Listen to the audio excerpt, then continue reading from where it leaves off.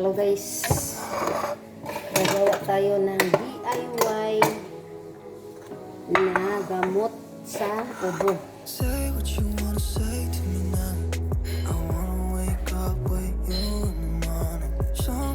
Ang una natin gawin is paano tayo ng tubig na 1 liter. Ayan, 1,000.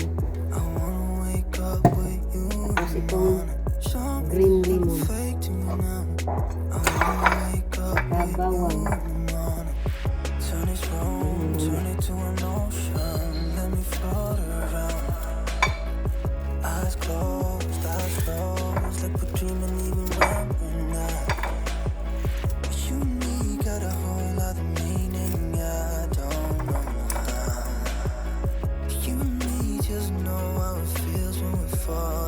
yan, tapos na po ang ating luya, ang lemon,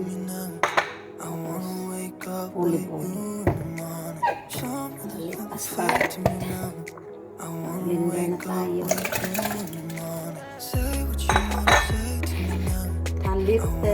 a liter of water, ibig sabihin 1 litro. So 1,000 ang nakalagay dito, yun siguro 1,000.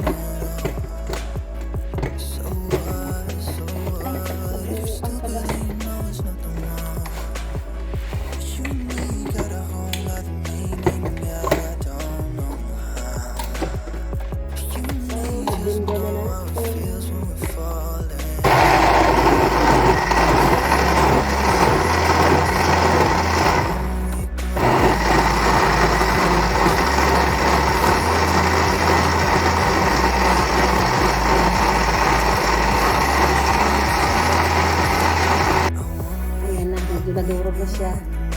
Isusunod natin yung luya. Step by step na kasi hindi siya nadurog dahil.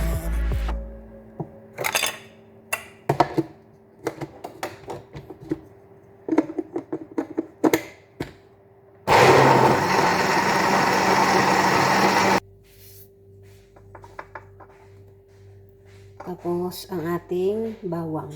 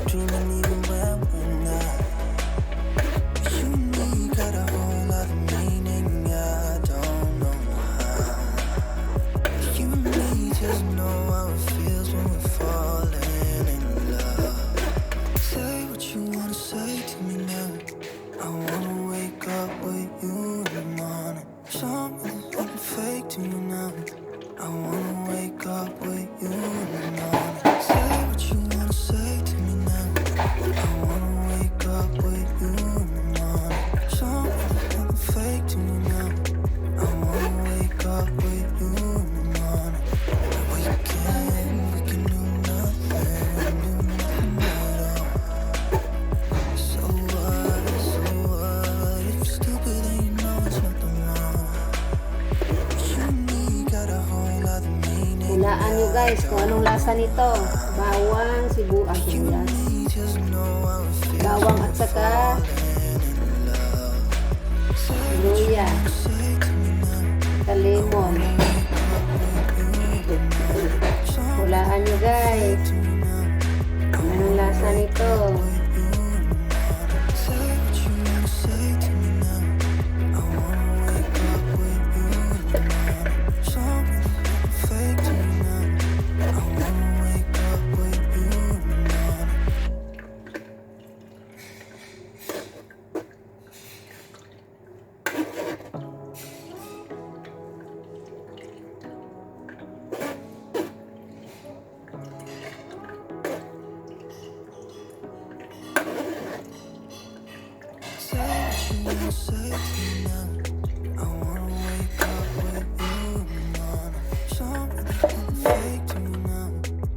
Tikman natin.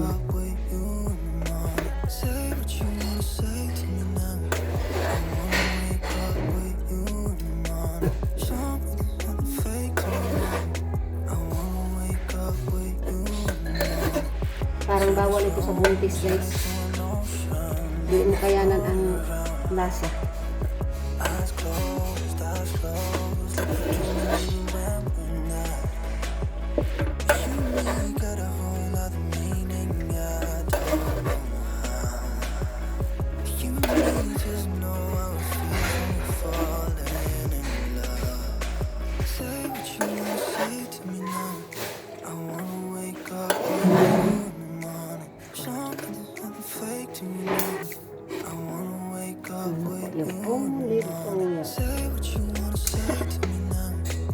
Ano kang lasa nito?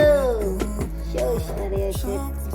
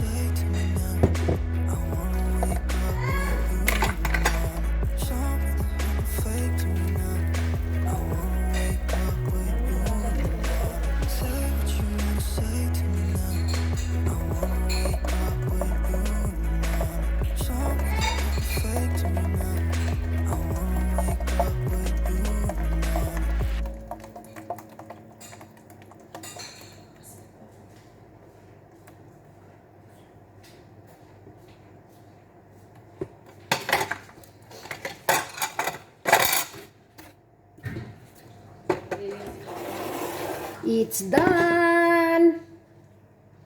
1 litro din itong nagawa.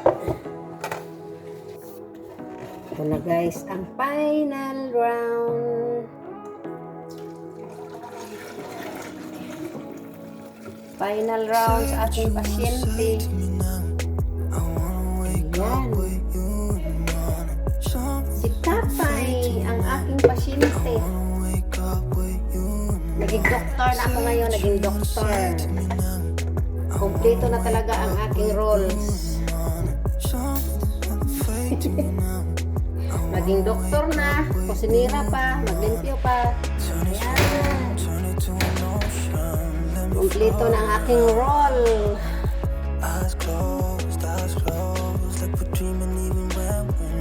So guys, natapos na yung muslim. Tapos na ako dun sa ginawa ko. Gamot ang tatay ko. Tatay ng muslim.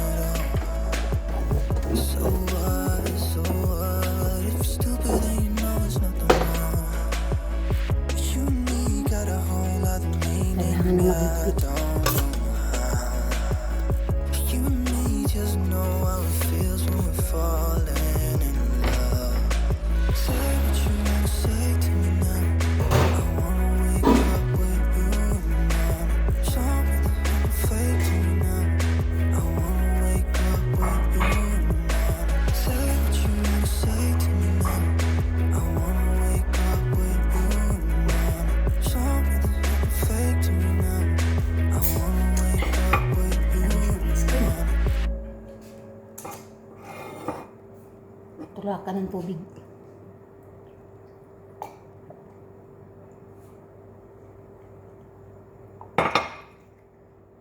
May chocolate kasi yun sa gitna. Sobrang tamis.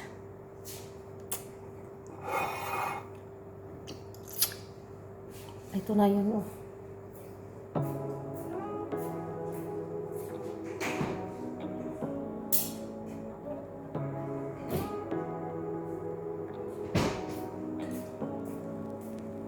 Ito yung ginawa ko.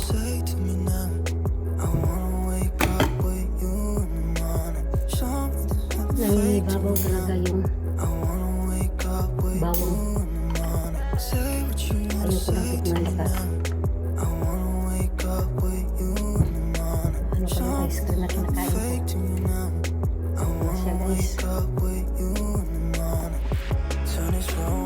Kaya sabi pa, may sakit ka.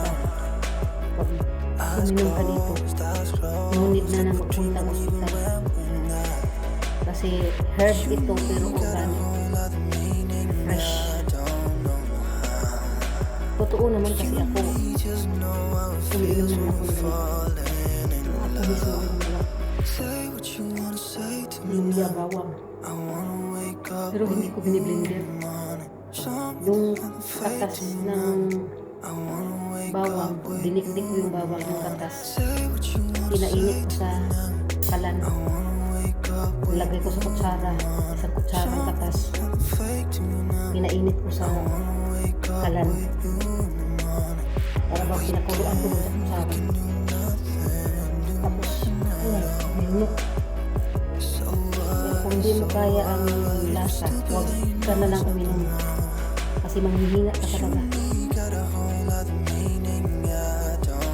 Pero in fairness, yung ubo kong sobrang tigas na makaihili na ako. Isang bisis ko na yung ginawa. Isang kutsarang katas ng bawang. Inilit ko sa kalan.